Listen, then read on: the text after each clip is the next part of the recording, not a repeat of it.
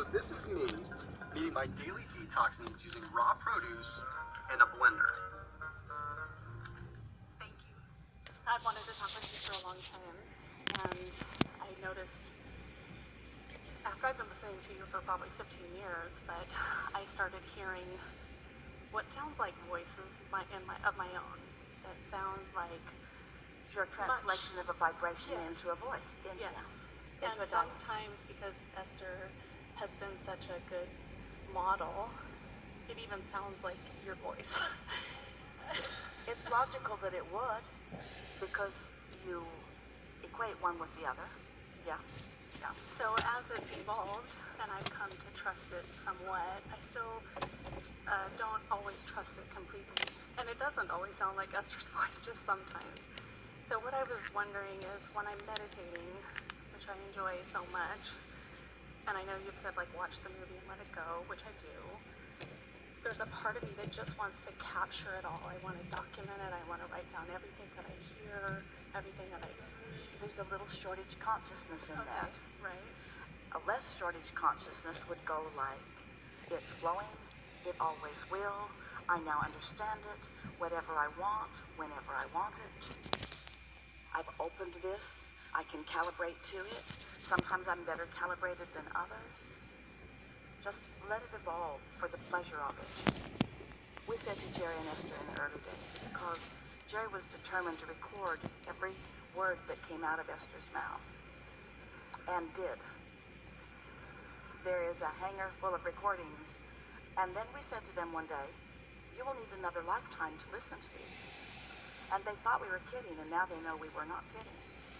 The whole point of all of this is, if you think in terms, this is good, especially in the context of this conversation here today, every time you do that, think of it as an opportunity for calibration.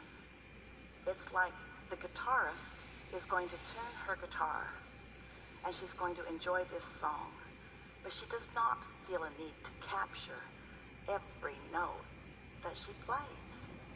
You see what we're getting at? It's a wonderful thing to enjoy every note that she plays.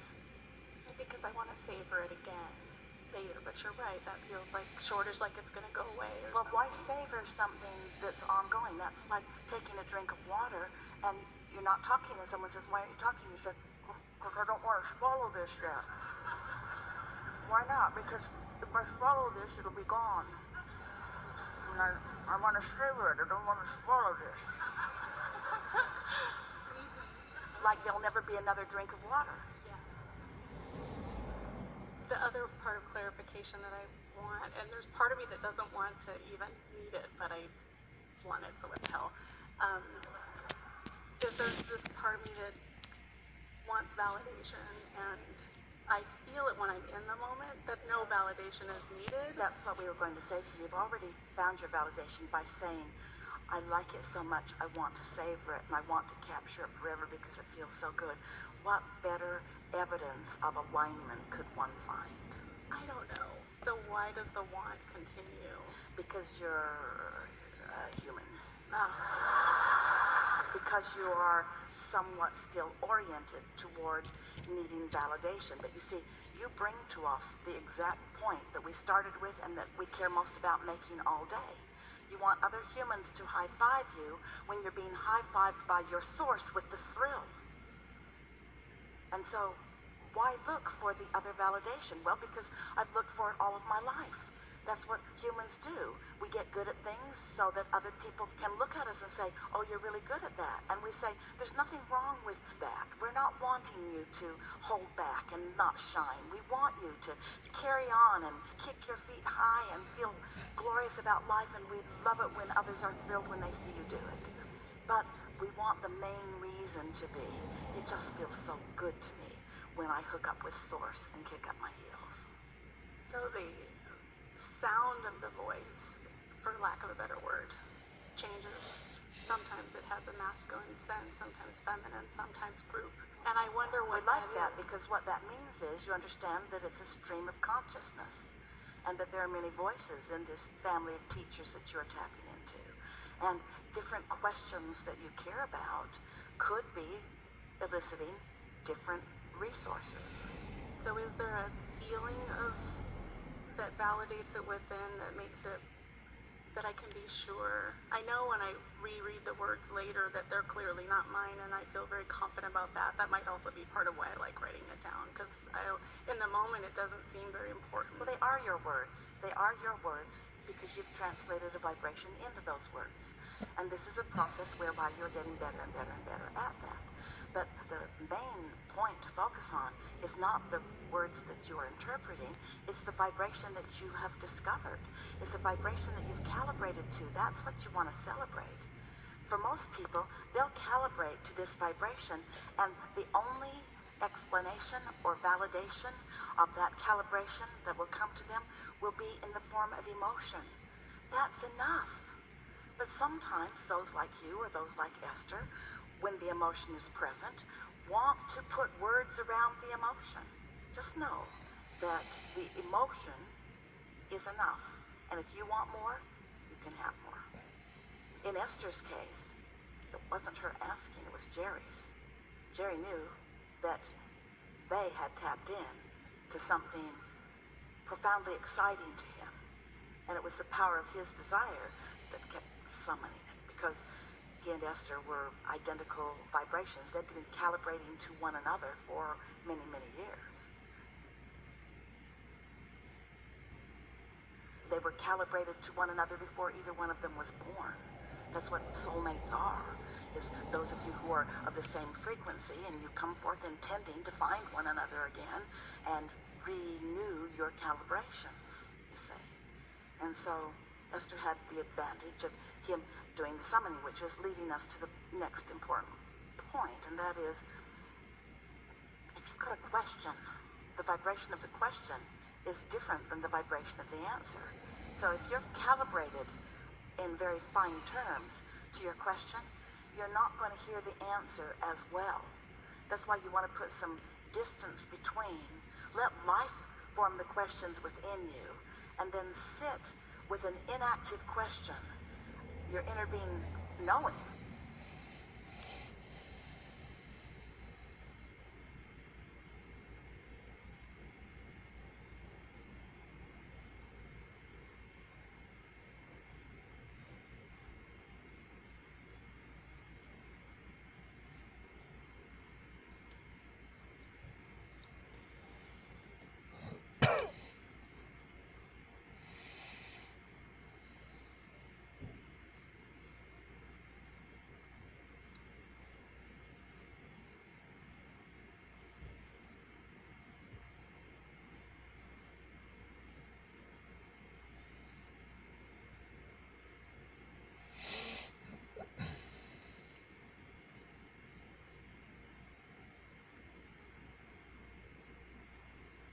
What your questions are, and your inner being will flow answers to those questions.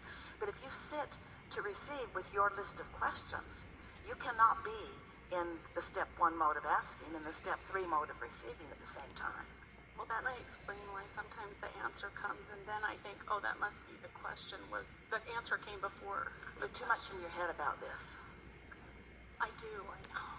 Gosh, how do I not It's all do right. that? It's all right, because think about it. We don't want you to be hard on yourself about it.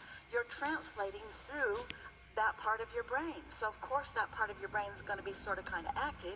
We're just asking the same thing of you relative to this as we're asking of everybody relative to not needing physical approval. Look for your non-physical harmony. Calibrate to non-physical rather than to the physical. You're doing really well. Just have fun with it. There's nothing serious going on. You're not here to save the world. You don't need to write the last book that will ever be written unless it's fun to write a book. Then write it. We want to find a way that you can hear us and know it when we say it, but of course that defies everything else that we've already said here this morning. It's not our job to make you get it. It's only our job to get it. So we get it, and if you want to get it, come and get it.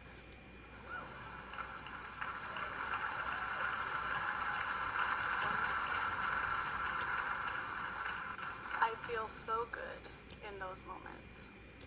And usually the voice will kind of release me, like almost like, you know, we're adjourned, sort of. And I don't want to leave. I feel like it's obviously done, and I feel that's all good. But living out in the world, doesn't feel as good. Can Well, that's I? a problem. Yeah, can I make that my whole world feel that good? Yeah, but then you'll croak. Okay. That's what it feels like to croak. Uh, I like this so much, I don't want any more of this. That's fine. Come on, we're having a good time over here. so if I'm not, then I'm choosing to stay. What you really want to do is get so good at calibrating under those conditions that that calibration is lasting through your day. So that the best of who you are is matching up with the best of others. Here's a good way to visualize this. Imagine a board about as big as this platform, and it has thousands of little LED lights on it. And you are one of them. And you're thinking a thought, so your light lights up. And the vibrational content of that thought, then all the other lights on the board that are in the same vicinity light up, and that represents your world for this moment. So you're ornery, all the orneries in the airport will make their way to you. You're joyful, you'll be surrounded by all the happy little dogs and children. You can just see it right in front of you. And it's more than the definiteness of those kinds of things with people. It's thoughts come that way, and memories come that way, and new ideas come that way. When you calibrate to something that feels really good, then anything in the vicinity that you're ready for is yours. And then you will hear you say, I don't ever want to be other than that. You get so accustomed to being tuned in, tapped in, turned on, that nothing else will do. And that doesn't mean that you won't have those other moments. You will. You'll have a lot of them. But what it will do is amplify your awareness of what you really want. And there's nothing wrong with stepping back into those moments where life causes you to ask for more. Those are necessary to your expansion. So understanding all of this really helps. No one said to you, go forth and only be in step 3. Go forth and have at it and ask questions and live some life that makes you know that you want more. The evolution of all things is what will always be. There is no regression. There is only more. And humans don't adjust to that inevitability very well. Esther moved into a house that's really different from the house she was in before. Very different in terms of style. And at first she thought, well, I'll just bring all the things that Jerry and I have gathered, and I'll take them to my new house. And then she thought, it won't look good. A whole different kind of house. So then she thought, well, I'll just take the things with me that I can't bear not to take. What influence is she under? Is she under the influence of Source, or is she under the influence of lack and sad and crap? So she gave a lot of it away happily. It was so fun to watch it go to different places. And then she brought with her the pieces that she could not bear not to bring, and not one of them looks right. Every one of them is wrong. Every piece she dragged from the past into her new present is wrong. Sticks out like a sore thumb. Let me go. Let me go somewhere else. Let me be new to someone else because I don't fit here. Sort of a metaphor for what's happening with so many of your thoughts and so many of your beliefs and so many of everything. You're constantly changing, and you've got to stay up to speed with who you are. You just can't keep dragging who you used to be forward, because who you used to be doesn't fit with who you now are. Yeah? Yes. I just want to say one thing, not a question. I just want to say thank you for always keeping your word, always being consistent. It changed my life to see that in a teaching. So thank you for that. And those words just came right through you in perfect vibrational accuracy. You just absolutely received those words. What you're confirming through that receiving and through that expression is that this is what tuning to your source energy is always about. This is the difference between calibrating to your source, who will always keep its word, and calibrating to somebody else that's not their job. Get so mad at people that they're not able to do something that they weren't born to do for you. So many people so hard to be something they weren't born to be. And then feeling bad because they're failing, and you resenting them because they're failing, and them resenting you because you're resenting them because they're failing. Pretty funny, isn't it? Yeah. Yeah. Thank you. Yeah, really good. Thank you. Really good.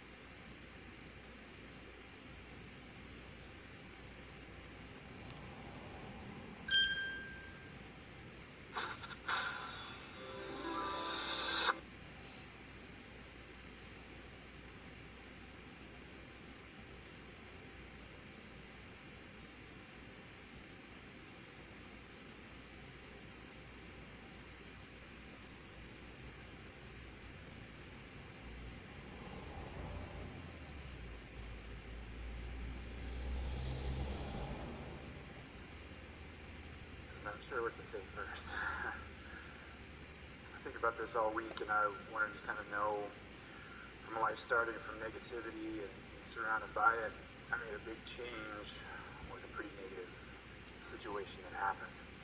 And this is where I discovered you, and it's turned my life around. Yet I'm still feel like I'm blocking a lot of things. I feel like I am very good at manifesting negative things, and they happen very quickly when I think of them. And it seems like the days that I am working the hardest, or even starting out on the highest flying disc that I know of, it still ends up pretty bad, or I still manifest things that are very negative. And I want to get clarity on this, and I want to know what I'm doing to pinch myself off. Well, it's logical that if there is something that has some momentum going, that the momentum might play out. We've been saying for a while, to try to get you to relax and have a little fun with it, that it's like sometimes you have fallen out of an airplane with no parachute, and you want to know, what should I do now? And we say, don't worry, it'll be over soon. Because sometimes it just has to play itself out, but you can hit the ground running, you really can. So we talked earlier today about getting out ahead of it, and that really is where your power is. The difficulty is that if there's something negative that you have your attention on, then you're producing more momentum for more negativity. And a good analogy, we know that you know this, and perhaps it is not necessary for us to compound the problem with an example about the problem, but this can be helpful. Imagine that you are moving forward, and from your mouth is spewing a sort of mist that is causing a fog, a red, inky mist that is making it difficult for you to see and experience things. But you just keep spewing the mist, and so you keep having that experience. And if you just stop spewing it, in a little while the mist will dissipate, not instantaneously. But it's hard to stop spewing the mist, because while you're in the middle of the unwanted mist, you're usually talking about the mist you're in, which just causes you to spew more of it, which you're then talking about, and so it never quite gets cleared up. And then you meet those people who remember the mist, who, even though you've kind of cleared it up and aren't thinking about it, they're remembering it because it hasn't quite dissipated all the way. And so it really is more about that. But bit by bit, you can get into a different place. And here's the easiest way to do that. When you sleep at night, that mist stops. You aren't spewing it while you're sleeping, because your consciousness leaves your physical apparatus, just like when you make your final transition, when you have what you call your death experience. When you sleep, your consciousness is not having a point of attraction. So that's a really good time for that mist to clear up. And when you wake up in the morning, if you don't start spewing it again already, then this day is going to have less of that attraction power than the day before. And the next day, less still, and the next day, less still, until it really does not take long. But it takes some understanding of what's causing the mist, and some willingness, or maybe even discipline, to focus on things that feel better. It's not easy to have something that's happening or someone that's after you or something. It's not easy not to react. It's a normal response to react. If something's coming at you, you sort of want to defend yourself. But you have to get out of that defensive place, which means you have to be focused upon other things. And you can't focus upon negative things and positive things at the same time, or bad feeling things or good feeling things at the same time. Just stop being hard on yourself about the contrast that you experience. Look for the benefit in it. Here's something really good to say. Even if you're experiencing something really not wanted, say to yourself, since things are always working out for me, there must be value in this. And then look for it. Look for the value. We know that sounds good. Is it practical enough for you to apply it? Yes, absolutely. And I've wanted to adopt that very thinking. When good things do happen, I like to acknowledge them. I say, hey, well, at least I'm doing something right. I must be thinking the right way. I'm attracting this the right way. It almost seems immediately that that's when it changes. It goes right back to the opposite way. Well, a desire has two ends on the stick. There's what's wanted on one end of it and the absence of what's wanted on the other. So maybe sometimes when things are going well, it does make you think about the other end of the stick. But that will happen less and less. It just happens less and less. You can't miss this, knowing what you now know, and where you now stand in relationship to what you know. There's no way that the unwanted will not continue to dissipate. It will. It must continue to dissipate. Anything else would be illogical. We want you just to relax in this and not get too upset with yourself. Esther does that sometimes too. She'll say, I should know better. And we say, what about sometimes traveling through an unpleasant neighborhood or environment on your way to a beautiful park? Sometimes those unwanted things are just causing you to ask with stronger clarity about what you do want. It's all part of it. And you didn't come into this physical experience intended by yourself or anyone else to figure out how to be perfect and get it just right all the time. That's why we say you never get it wrong and it's never finished. And the reason that you can't get it wrong is because it's never finished. So you just, from where you are, you keep getting out ahead of it again and getting out ahead of it again and getting out ahead of it again. We want to say this. We think it will help you. So, have you been listening to us for a while? Even though it's your first time here, have you been listening to us for a while?